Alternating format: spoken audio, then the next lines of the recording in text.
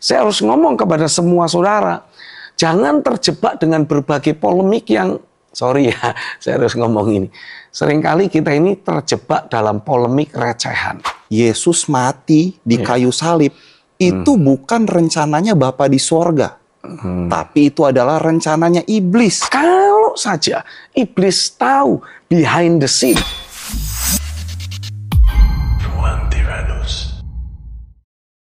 Ya, Pastor Stephen, saya mau jujur nih, Pastor. Ya. Saya dalam kondisi bingung, Pastor. Waduh, kenapa? Bingung jadi orang Kristen. Ya. Karena kayaknya keimanan orang Kristen itu kayaknya ribet, kayak nggak masuk logika, Pastor. Gimana? Jadi Kenapa? saya kan sering nonton YouTube nih, Pastor. Oke. Khotbah-khotbah, terus banyak apologet juga sekarang bermunculan. Oke. Dari perbahasan soal orang Kristen Tuhannya 3 atau 1. Iman saya kayak jadi, yang benar 3 atau 1 ya? Jadi bingung, Pastor. Belum lagi nih yang terakhir nih, Pastor. Ada apologet juga yang ngomong seperti ini, Pastor. Bahwa Yesus mati di kayu salib, itu bukan rencananya Bapa di sorga. Tapi itu adalah rencananya iblis. Bapa nggak pernah punya niat membunuh Yesus di atas kayu salib. Karena kan sebagai Bapa, nggak mungkin membunuh anaknya. Betul. Jadi itu adalah rencananya iblis. Nah, statement itu kan buat saya bingung, Pastor. Jadi rencananya siapa itu? Iya. Bikin iman tuh jadinya terganggu. Dan kayaknya dipikir-pikir kok jadi ribet gini ya, Pastor. Jadi orang Kristen tuh keimanannya tuh sebenarnya seperti apa? Nah, Pastor Stephen sendiri setuju nggak, Pastor?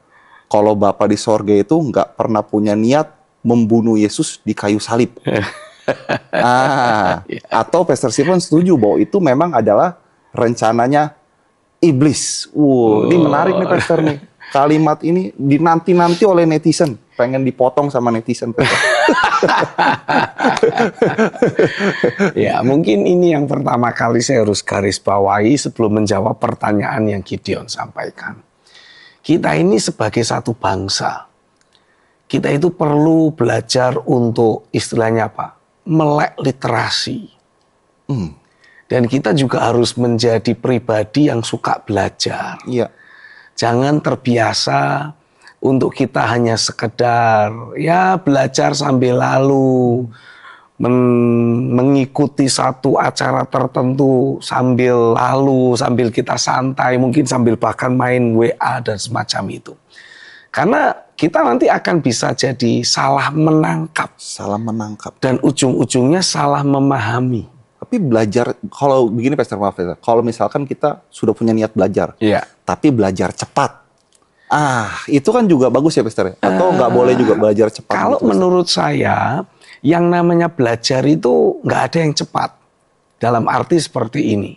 Segala sesuatu yang kita mau pelajari, itu seringkali membutuhkan waktu untuk kita pahami. Ya, untuk memahami saja kita butuh waktu. Nah, ada orang yang butuh waktu 1 menit, ada orang yang butuh waktu 1 jam, ada orang yang butuh waktu seharian belum paham-paham juga. Seperti misalkan saya sama sekali tidak memiliki background mekanik. Jadi kalau misalkan saya disuruh belajar tentang mekanik, seminggu belum tentuan saya paham. Karena sama sekali nggak ada backgroundnya. Apalagi kalau cuma dikasih mesin, lalu dibilang begini, beresin. Ya sudah, saya tinggal wrapping, jual, beres. Tapi kan yang dimaksud beresin kan bukan seperti itu. Dibetulin gitu ya, Pastor. Iya. Tapi buat orang-orang yang sudah punya background, disiplin ilmu di satu aspek tertentu, kayak misalkan kita lagi membahas tentang mekanik, dia punya disiplin ilmu, at least punya fondasi, punya dasar tentang mekanik. Tentu jauh lebih cepat untuk mempelajari sesuatu. Nah, demikian pula kalau kita belajar tentang prinsip-prinsip firman. Nah, repotnya itu kita selalu merasanya kita itu sudah paham semua-semuanya. Padahal yang namanya kita sedang berapologet. Nah, tadi kan Gideon menceritakan tentang banyaknya apologet yang bermunculan. Kalau kita sedang mau berapologet, kita ini sebetulnya sedang mencoba menaburkan jalan berpikir kita, paradigma kita kepada orang-orang yang seringkali tidak punya paradigma dan jalan berpikir yang mirip-mirip dengan kita, kadang-kala justru berseberangan. Iya. Sehingga sebagai akibatnya kemungkinan untuk menjadi salah paham, kemungkinan untuk menjadi punya persepsi yang keliru itu semakin besar. Apalagi kalau cuma dicuplik satu kalimat, lalu kemudian diberikan narasi kita sendiri, wah itu sudah jauh panggang dari api, sejauh timur dari barat, istilahnya seperti itu. Lepas dari pemahaman yang sesungguhnya ya, Pastor? Yes. Iya. Jadi terlepas dari pemahaman yang sesungguhnya, membuat kita punya pemahaman-pemahaman yang keliru, dan kadangkala namanya netizen, kadangkala karena sudah terbentur atau sudah terjebak dengan hal-hal yang sifatnya pengen cepet, pengen singkat, pengen ya pokoknya apa yang ada ya itulah yang dia telan. Gampang sekali untuk kemudian netizen punya persepsi yang keliru dan kemudian bilang ini sesat. Iya. Padahal belum tentu kalau kita baca atau kita lihat, kita perhatikan narasi yang ada secara utuh. Karena kadang-kala kan orang kan harus menceritakan sesuatu dulu, baru kemudian menjawab. Nah, kalau narasi awalnya dihilangkan, jawaban ini kadang-kala bisa punya makna yang berbeda. Iya, betul. Nah, itu sebabnya menanggapi apa yang tadi Gideon ceritakan, saya harus ngomong kepada semua saudara, jangan terjebak dengan berbagai polemik yang, sorry ya, saya harus ngomong ini. Seringkali kita ini terjebak dalam polemik recehan. Receh, Pastor. Tapi ini receh. Banyak pendeta-pendeta yang respon, Pastor. Iya, karena masalahnya gini, uang 1 miliar kalau kurang 100 rupiah, ini kan receh nih. Kurang 100 rupiah saja nggak 1 miliar. Oke, berarti receh tapi penting juga ya, Pastor? Penting, ya. Tapi ya kita nggak boleh terjebak dengan perdebatan yang out of context. Perdebatan yang pada akhirnya membuat kita, kalau coba perhatikan narasi dari awal, membuat kita berpikir, bodoh amat gua ya ngeributin hal seperti ini. Oke.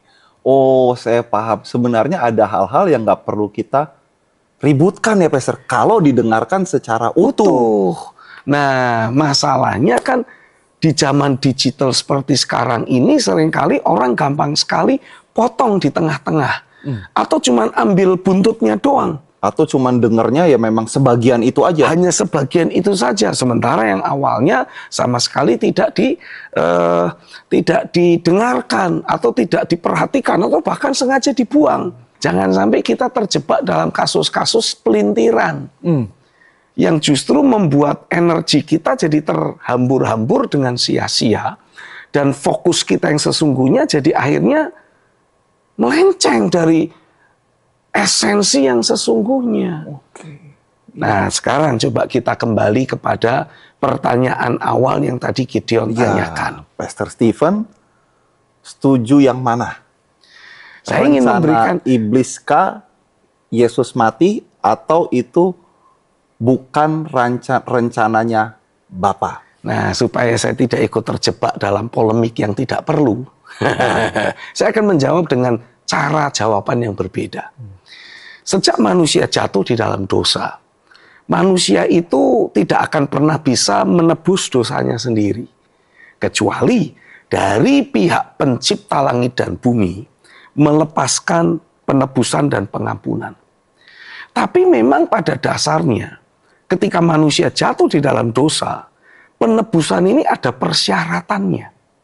Nah, semua kisah perjanjian lama, khususnya di antara orang-orang Israel, di antara orang-orang Yahudi yang sudah dari sejak awal berinteraksi dan berseru kepada nama Tuhan, kepada nama Yahweh, sudah ditetapkan penebusan dosa itu hanya bisa dilakukan kalau terjadi pertumpahan darah, darah anak domba, darah sapi, binatang, untuk kemudian dijadikan sebagai substitute atau pengganti penebusan dosa. Dengan kata lain, penebusan dosa ini membutuhkan sebuah korban. Tapi penebusan yang dilakukan lewat binatang itu hanya bersifat sementara. Sementara yang dibutuhkan manusia adalah penebusan yang bersifat kekal. Itu sebabnya firman yang hidup harus menjadi manusia. Ya, ini konteks agama Kristen ya. Ini konteks agama Kristen. Firman hidup itu harus menjadi manusia. Untuk apa? Ya, menjadi sama seperti manusia. Bahkan firman itu sendiri dikatakan, yang sekarang kita kenal dengan nama Yesus, dikatakan dalam Alkitab, dicobai dalam segala hal sama seperti manusia yang lain. Jadi dia anak Allah, ini istilahnya anak Allah, harus mau menjadi anak manusia. Apa tujuannya? Supaya lewat korban sang anak manusia ini, anak-anak manusia yang lain akan bisa menjadi anak Allah. Lewat penebusan, lewat karya Kristus di atas kayu salib, kematian Kristus di kayu salib, dosa manusia dihapuskan. Pengampunan datang atas manusia. Manusia diselamatkan bukan karena usahanya sendiri, bukan karena perbuatan baiknya, tapi karena percaya pada korban Kristus. Saya suka nih penjelasan Pastor Steven itu selalu menyentuh hal yang esensi. Walaupun memang agak panjang ya Pastor ya. Walaupun tapi agak panjang. harus ada esensinya dulu. Karena gitu esensi ya? itu sendiri kadangkala tidak bisa cuma satu kalimat. Esensi itu sendiri membutuhkan pemahaman yang utuh. Sehingga kita nanti tidak akan terjebak dalam sebuah polemik. Ayo, Yesus mati itu rencana dari Bapa atau memang niat jahatnya iblis? Nah, ya kita tinggal mulai berbicara dari sudut pandang siapa. Dari sudut pandang mana kita mau berkata-kata. Ya kan? Kalau dari sudut pandang Bapa di sorga atau sebagai seorang Bapa, tidak ada Bapa yang punya niat ingin menjerumuskan dan menyakiti anaknya sendiri. Tapi dari sisi yang lain, apakah ini rencana iblis? Ya memang iblis kewalahan ketika kita berbicara tentang keberadaan Yesus yang merepresentasikan Bapa di sorga ada di atas muka bumi ini. Iblis memang kewalahan, terganggu sekali, dan dia punya niat untuk membunuh Yesus. Seperti dia membunuh Yosua, seperti dia membunuh Simson, lewat apa?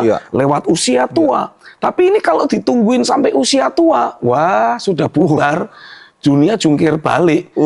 Itu POV-nya iblis ya? Itu point of view-nya iblis. Jadi dia punya niat untuk menghancurkan. Tanpa diketahui bahwa lewat kematian Yesus di atas kayu salib, ini sesungguhnya justru adalah merupakan jalan penebusan untuk umat manusia.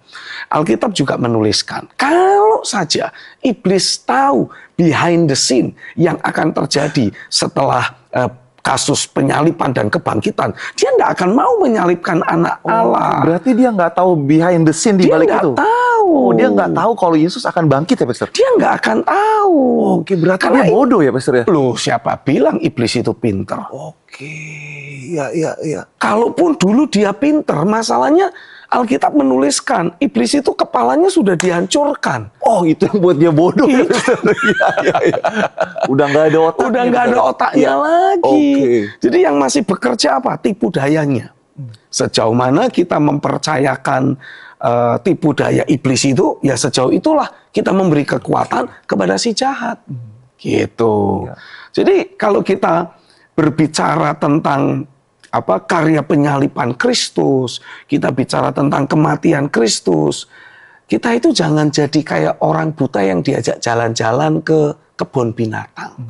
Bicara tentang hal-hal supernatural, hal-hal ilahi, perkara-perkara sorgawi, keberadaan Tuhan, kita itu tidak boleh jadi kayak orang buta yang diajak jalan-jalan ke kebun binatang. Tahu nggak ceritanya gitu? Iya. Nah, ada 5 orang buta diajak jalan-jalan ke kebun binatang, dipertunjukkan istilahnya dengan seekor gajah. Buat orang buta yang pegang kupingnya, dia akan punya asumsi, gajah itu seperti kipas ternyata. Nah, yang pegang perutnya, gajah itu ternyata seperti tambur. Yang pegang kakinya, gajah itu seperti tiang. Yang pegang ekornya, gajah itu kok ya kecil, goyang-goyang. Seperti apa ya? Nah, mungkin susah dideskripsikan. Jangan-jangan kayak ular atau apa. Yang pegang jelalainya, gajah itu kayak apa itu namanya selang, tapi besar. Nah, masing-masing punya opini pribadi. Masing-masing punya persepsinya sendiri. Dan ketika di rumah, debat mereka. Padahal sama-sama itu gajah. Padahal itu sama-sama bagian dari gajah. Nah, buat kita yang melek, matanya bisa melihat, Ketawa kita lihat orang-orang buta ini bertengkar, mempertahankan pendapatnya, menganggap yang lain sesat. Hanya gara-gara dia tidak memegang, dia tidak mengalami apa yang dialami yang lain. Perspektifnya nggak nyampe ke sana. Makanya balik lagi, kita sebagai satu bangsa itu perlu punya literasi yang tinggi. Suka belajar, suka baca, suka baca minimal. Jadi kita itu nggak sepotong-sepotong pemahamannya, karena daya nalar kita itu terus dilatih. Punya growth mindset, wah, istilahnya begitu. Suka belajar, suka menggali sesuatu, lalu kemudian menghubungkan prinsip ini dengan prinsip itu, dan kemudian kita mencoba menemukan kolerasinya sehingga pemahaman kita lebih holistik. Nah, sama seperti kalau kita bicara tentang prinsip katakanlah yang selama ini sering menjadi perdebatan di antara orang-orang Kristen. Tritunggal itu, Pastor. Ya, bukan cuma Tritunggal, yang lebih seru lagi itu bahasa roh. Iya, kalau bahasa roh itu sudah ratusan tahun itu. Dari sejak tahun 1900-an awal, perdebatan tanpa itu henti. Terus perdebatan tanpa henti sampai sekarang. Kenapa bisa begitu? Karena kelompok A dan kelompok B hanya memegang satu prinsip kebenaran. Kelompok A hanya pegang kuping gajah. Kelompok B hanya pegang kaki gajah. Tapi merasa inilah gajah yang sesungguhnya. Nah, yang terjadi yang harusnya kita lakukan apa? Ya mari kita datang kepada Tuhan, sang pemilik kebenaran itu sendiri. Lalu kemudian kita minta untuk Tuhan tuh buka mata hati kita. Makanya Paulus itu berdoa. Aku berdoa untuk jemaat di Efesus. Biarlah mata hatimu dibuka. Untuk engkau bisa mengalami adanya pekerjaan roh hikmat, roh pewahyuan. Sehingga mata hatimu terbuka. Dan engkau bisa melihat pengenalan akan Tuhan. Bertumbuh dalam pengenalan akan Tuhan yang benar. Yang sehat. Jadi kadangkala tanpa kita sadari. Pengenalan kita akan Tuhan itu jadi tidak sehat. Karena cuma merasa begini. Karena kita cuma pegang satu prinsip kebenaran, tapi merasa kita memegang seluruh kebenarannya. Itu dia. Iya. Ini yang seringkali jadi sumber masalah. Padahal itu hanya perasaannya. Itu perasaan kita saja.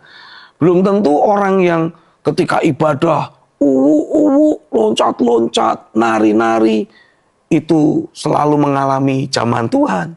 Sementara orang yang diam, khusyuk, itu tidak pernah dijamah Tuhan. Keliru.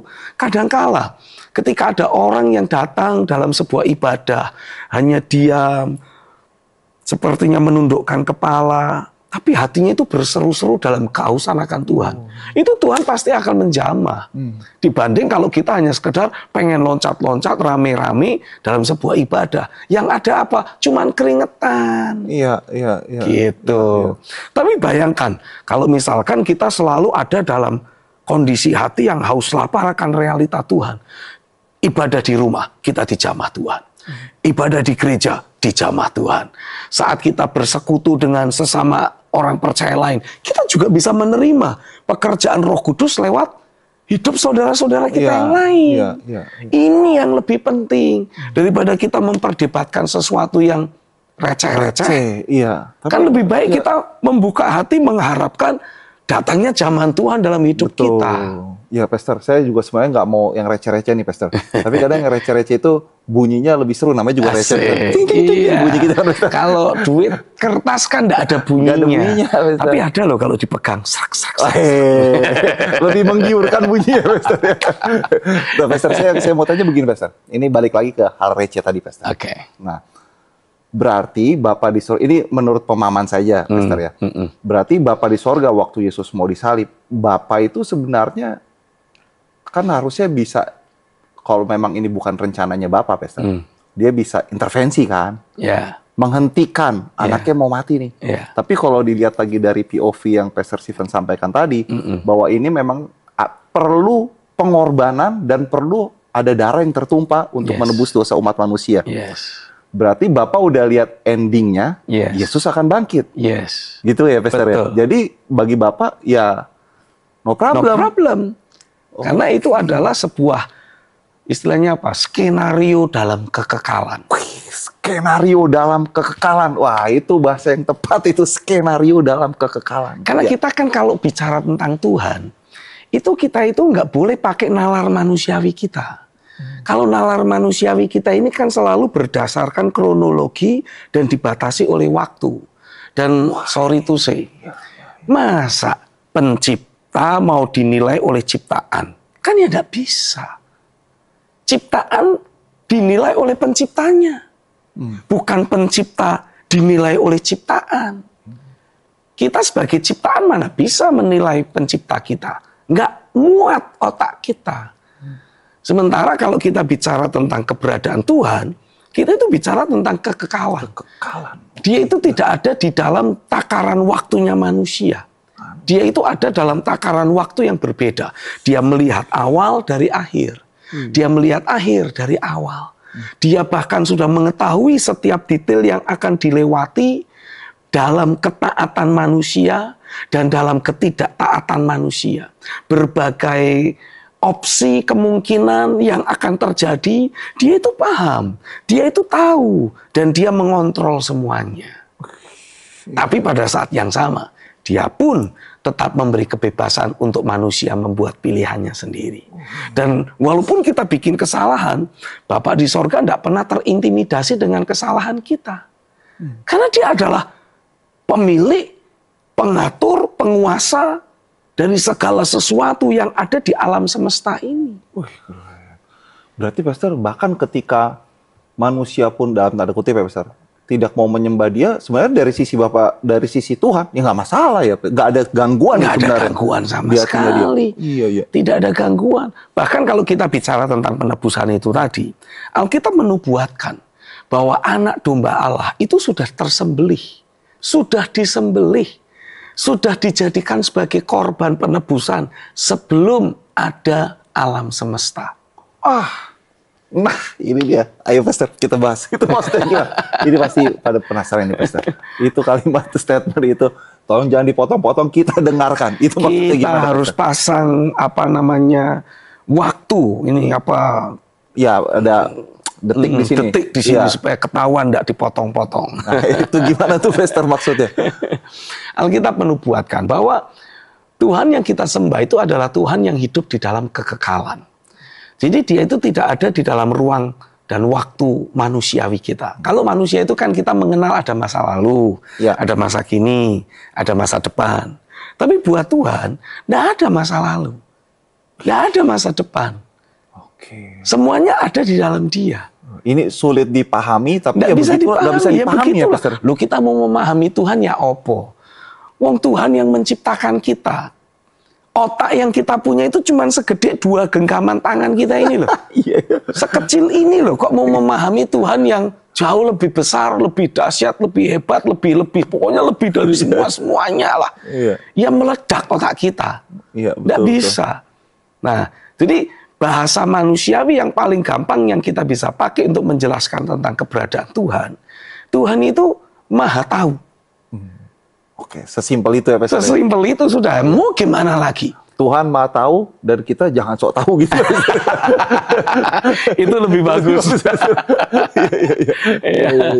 Kita pokoknya berpatokan. Nah inilah sebabnya kalau kita mau belajar mengenal Tuhan, kita itu ya mau tidak mau harus pakainya jurusnya itu jurus iman. Frekuensinya enggak boleh frekuensi logika manusiawi. Waduh, nggak nyampe kita. Jurus iman. Kalau mau mengenal Tuhan itu harus pakai jurus iman. Nah, Pastor, lalu otak kita itu dikemanain, Pastor? Otak kita itu hanya bisa menampung sekelumit dari kemahatauan Tuhan. Jadi Tuhan itu cuma kasih satu uprit dari kemahatauan yang dia punya kepada kita. Tapi yang seuprit itu buat kita itu sudah wah, hebat. Layak menyandang gelar profesor. MTH gitu. Kurang MTH. Harus yang PhD. Doktoral. Profesor. Tapi itu baru seuprit dari pemahaman dan pengetahuan Tuhan. Dikit banget itu. Sangat sedikit. Nah, tapi buat kita itu sudah wah, membuat kita punya pengetahuan yang bagi manusia lain itu sedalam samudera, seluas lautan, setinggi langit. Padahal di hadapan Tuhan itu cuma seuprit. Oke. Wah, itu dalam banget Pastor. Maksudnya mengingatkan saya juga secara pribadi, iya ya, kita ya walaupun kita berupaya untuk mengenal Tuhan, wah ingat-ingat itu baru seuprit gitu ya Pastor. Iya. Jadi harus rendah hati ya Pastor. Harus. Makanya mau tidak mau kita itu harus belajar memahami Tuhan dari perspektif iman, bukan perspektif logika. Karena walaupun kita mencoba untuk melogikakan Tuhan, dia itu tetap di atas logika itu. Aduh, iya benar. Saya happy banget ini episode ini Pastor. Ini mantep banget ini Pastor. Betul banget. Makanya mau tidak mau kita harus belajar percaya. Kayak misalkan tadi Gideon sempat membahas tentang ada istilah Tritunggal. Nah, kita tuh punya Tuhan 3 atau punya Tuhan 1. Iya. Nah, kalau saya berkata Tuhan itu 3 pribadi yang menjadi 1, yang tidak bisa dikenali mana si A, mana si B, mana si C, kecuali dia bilang, aku si A. Bahkan orang yang kembar Siam atau kembar otentik sekalipun, identik, itu kan punya perbedaan. Bukan secara physically mungkin, tapi perbedaan secara emosi, logika berpikir. Nah ini kalau saya bilang bahwa 3-tiganya tidak ada perbedaan sama sekali. Gimana? Makanya disebutnya Tritunggal. Gimana? Tolong jelasin. Ya mau saya jelasin model kayak apa? Meledak otak kita. Mau nggak diterima pun ya nggak masalah ya. Saya mencoba menjelaskan sampai berbuih-buih sampai ndower. Namanya orang nggak terima ya udah nggak terima aja. Tetap aja tidak akan pernah bisa dipahami, memuaskan hati manusia. Karena walaupun Alkitab menegaskan kemuliaan, keilahian, kedaulatan Tuhan, itu bisa belajar untuk dikenali. Belajar dikenali oleh manusia lewat ciptaan yang ada. Misalkan contoh, kita memperhatikan yang namanya bunga saja. Itu kan dari bunga melati yang kecil sampai bunga bangke yang gede banget. Ada. Dan bunga yang kecil itu pun antara bunga satu dan bunga yang lain warnanya bisa beda-beda. Nah yang kita bisa bilang apa? Tuhan itu kreatif. Itu baru bunga. Itu baru bunga. Saya belum yang lain-lain. Ngelihat binatang Pastor, biasanya cicak lewat. Saya ini kok bisa sedahsyat ini? Ada komodo kecil banget di dinding gitu. Maksudnya memang betul ya. Tuhan tuh kreatif. Nggak usah susah-susah deh. Sidik jari tangan kita ini loh. Berapa miliar manusia sekarang? 8 miliar lebih. Kok ya bisa? Sidik jarinya nggak ada yang sama. Berarti tiap orang itu masterpiece. Masterpiece. Mantap. Makanya jangan pernah kita merasa diri kita ini, siapakah aku ini? Orang yang tidak berharga. Jangan keliru. Kamu ini limited edition. Masterpiece. Tuhan bikin kamu tuh spesial. Nggak ada yang sama. Nggak bisa disamakan dengan siapapun juga. Makanya kita hanya bisa berkata apa? Tuhan terima kasih. Kejadianku dahsyat dan ajaib. Itu pernyataan iman nih Pastor. Itu pernyataan iman. Ajaib apa yang kau buat. Baca aja itu kitab Mazmur 139. Itu Daud baru dikasih sekumprit dari kemahatauan dan kedahsyatan Tuhan. Daud itu sudah orang Jawa bilang tuh kemelengeran. Karena Daud bilang apa? Baca di Mazmur 139 itu. Tuhan, Engkau tahu ketika aku duduk atau berdiri. Aku mau ngomong apa, Engkau sudah tahu. Bahkan sebelum kalimat itu keluar dari mulutku, Engkau sudah tahu. Aku mau jalan kemana, Engkau ada di sana. Aku mau pergi ke dunia orang mati, Engkau ada di sana. Aku mau naik sampai ke langit tertinggi, ada di sana juga. Aku mau melangkah, Tuhan sudah tahu kemana langkah kakiku. Nah Daud itu sampai kemelengeran. Waduh Tuhan, kalau seperti ini adanya, aku cuma bisa bilang, Engkau dahsyat, Engkau ajaib. Bahkan sebelum dunia dijadikan, sudah ada dulu. Sudah ada dulu. Jadi Tuhan itu sudah tahu bahwa manusia yang dia ciptakan akan melanggar. Tapi dia juga sudah punya backup plan. Lalu kalau ada pertanyaan, kenapa Tuhan tetap bikin manusia? Kenapa dia tidak bikin manusia yang selalu taat saja? Nah, dia itu bikinnya manusia, bukan robot.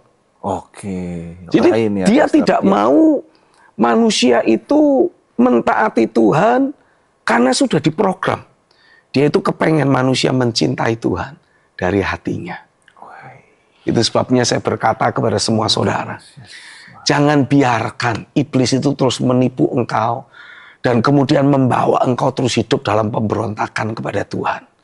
Karena terlepas dari semua yang pernah engkau alami, semua hal buruk yang pernah engkau perbuat, Bapa di sorga itu selalu menunggu-nunggu untuk engkau membuka hatimu dan menerima anugerah keselamatan. Menerima pemulihan yang dari Roh Kudus. Sehingga hidupmu akan mengalami perubahan yang drastis dan dramatis. Dan saya berdoa, biarlah lewat program saat ini, apapun yang menjadi kondisi dan keadaanmu, engkau bisa menyadari bahwa Tuhan yang menciptakan engkau dengan satu maksud dan tujuan yang ilahi. Dan terlepas dari berbagai keputusan salah yang engkau pernah perbuat, hari ini Bapa di sorga selalu mengulurkan tangan kepadamu. Roh Kudus terus ada di sampingmu, mencoba berbisik, mempengaruhi, memastikan dari dalam hatimu ada sebuah seruan, ya Tuhan, aku mau kembali kepadamu dan aku ingin hidup memperkenan hatimu. Karena ketika engkau mulai mengizinkan dari dalam dirimu keluar kata-kata, ya Tuhan, aku mau kembali, aku mau melakukan kehendak-Mu, seketika Roh Kudus akan bekerja dalam hidupmu. Dan saya percaya campur tangan Tuhan secara ilahi akan terjadi dalam dirimu. Apapun yang menjadi kondisi dan keadaan yang kau sedang alami, seterburuk apapun hidupmu, Bapa akan angkat engkau kembali. Dan di tempat di mana engkau pernah jatuh dan dipermalukan oleh iblis, di tempat yang sama Tuhan akan pulihkan engkau dan promosikan engkau untuk menghancurkan pekerjaan iblis yang pernah menjatuhkan hidupmu. Terjadilah dalam dirimu di dalam nama Yesus. Haleluya.